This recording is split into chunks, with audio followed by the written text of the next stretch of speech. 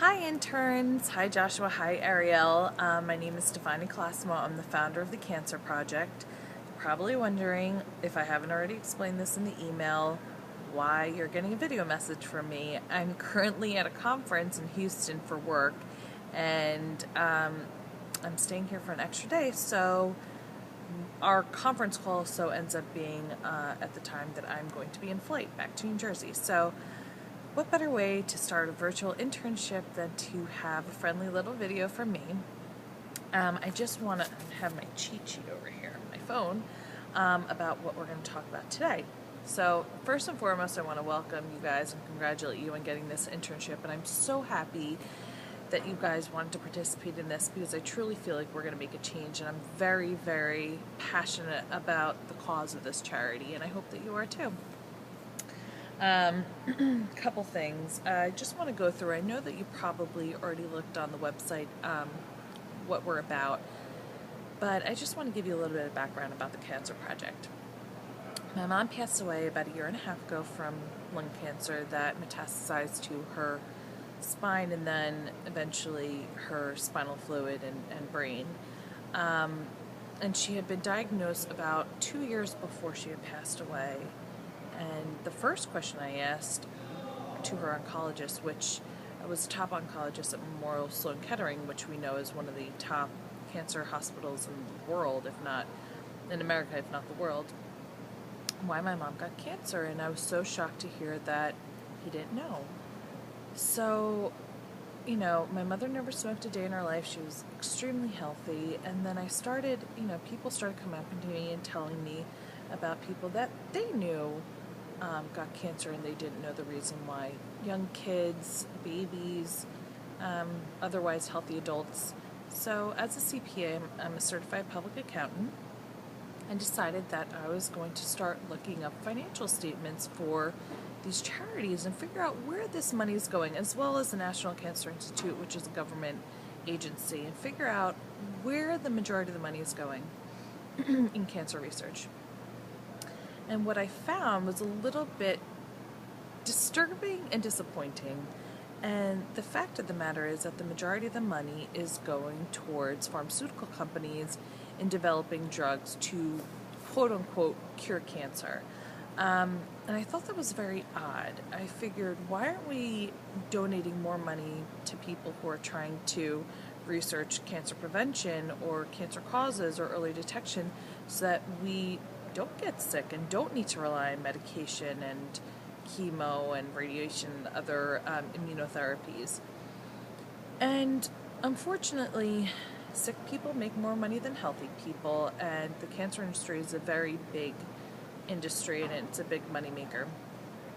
So I decided, you know what, all these cancer institutes, they donate to the government, they donate to these pharmaceutical companies, and I said, well, why not me? Why can't I start a cancer charity and donate to the people that are in line with our purpose of this charity for cancer prevention and early detection research? So we found one researcher who is fantastic. I recommend that you read up on him on our website. One university, Rutgers, and my alma mater as well, and one university, MD Anderson in Texas. And the other thing that I noticed is that cancer charities really don't target your age group. And that is something that I am adamant about targeting, is that demographic, because your generation is the generation that won't stand for things like this. They make a statement, they make sure people listen to them, and they're the ones that are going to make the change. They're the ones that are going to change this entire industry. So I'm a professional. All my board members are professionals or mothers or whatever, and we realize that our social media presence is extremely lacking, and that is probably the most important platform for your age group. So what better way to figure out what kids, don't mean to call you kids, what you young adults like, is to hire interns the same age. So I'm going to go back to my cheat sheet. Okay, so how are you guys going to contribute to this? First week, we're going to start off very, very slow. I'm not going to throw a bunch of stuff at you. First week, what I'd like you to do is I'd like to get one post from each of you for Facebook, a daily post that targets people to like our page, encourages people to share the post, encourages people to comment on a post. Two tweets a day to specific individuals in hopes that they're going to retweet. Just to let you know, Tuesday posts should be focused on $2 Tuesdays, which is really in line with how Obama and Cory Booker targeted a younger audience. Is we might not, you guys might not have a lot of money to donate, but $2 you could donate. And it's really getting a lot of people to donate a small amount that leads to a large change. I'm going to be using Hootsuite, which I will also discuss a little bit.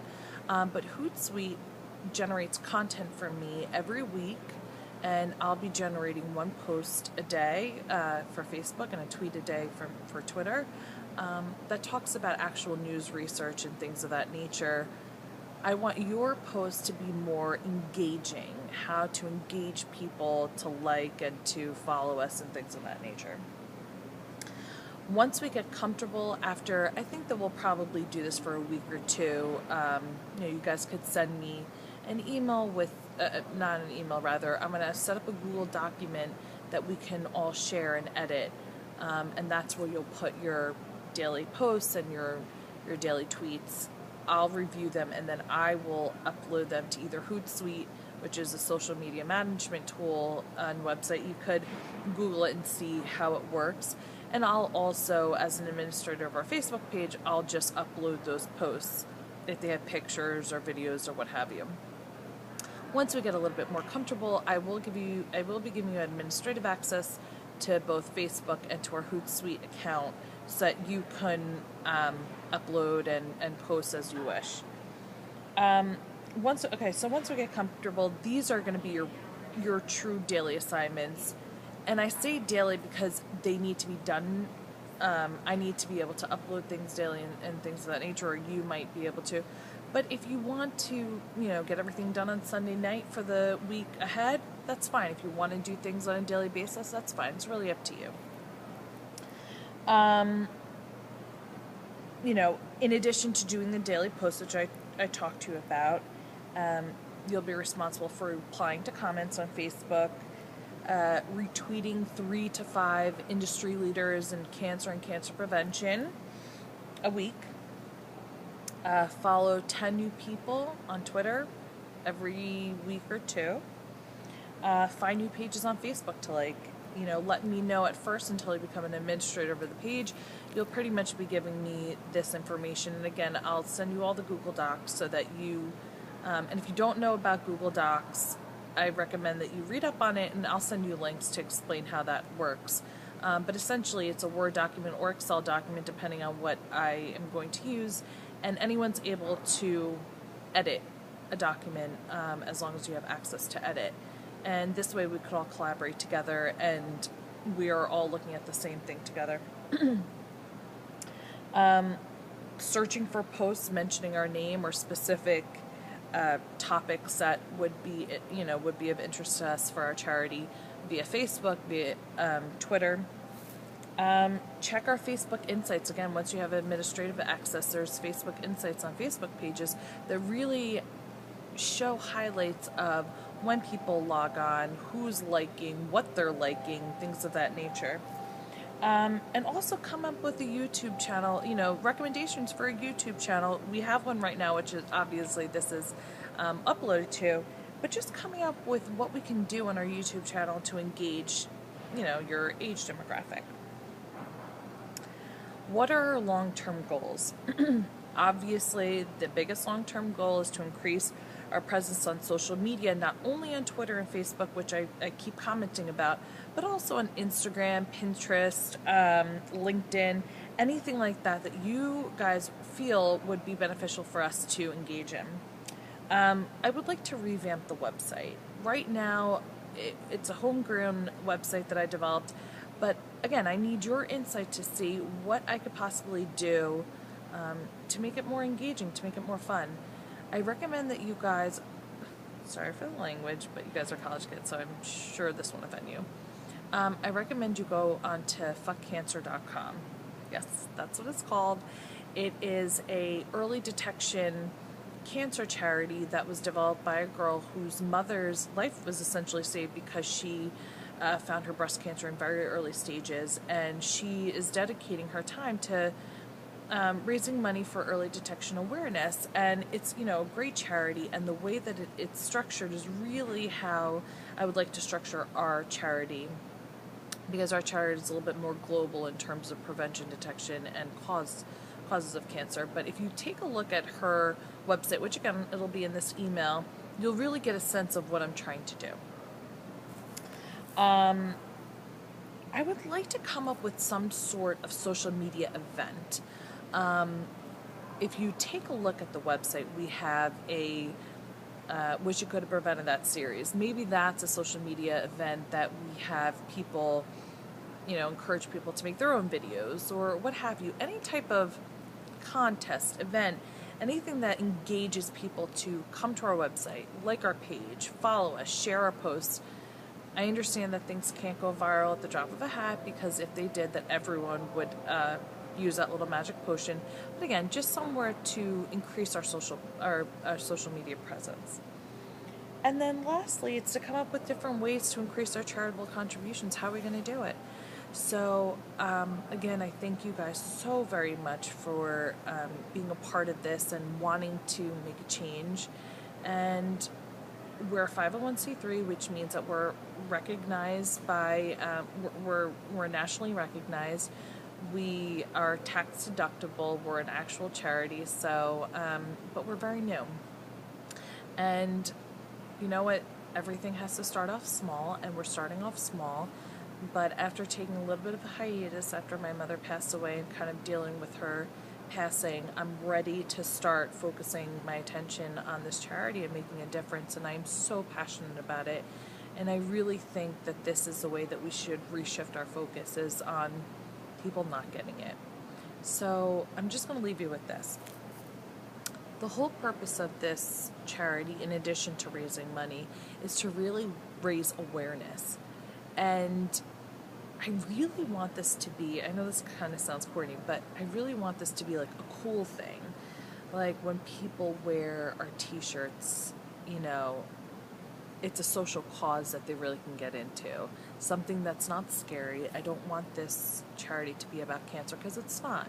It's about people like you and me who don't have cancer and who don't want it. It's about saying, you know, I'm not going to give in to this. I'm going to find a way to prevent myself from getting cancer, and I want to celebrate life and live life. And it's really about banding people together, and stepping up to the man, whoever that man is, and raising money to figure out a way that we don't have to go through what my mother went through and what millions and millions of people go through. So it's really about making this like a cool, interesting, edgy cancer project charity. So that's really where your focus should be. So our post should not be about anything sad. It should be about kind of getting a little bit pissed off and getting people together on the bandwagon. So I know this is extremely long. I'm currently on break at a conference right now. As you can see, I'm like in a Houston conference center, and I hear the bells going off that I have to go back in. So thank you again. Congratulations. Welcome aboard. And I look forward to hearing from you.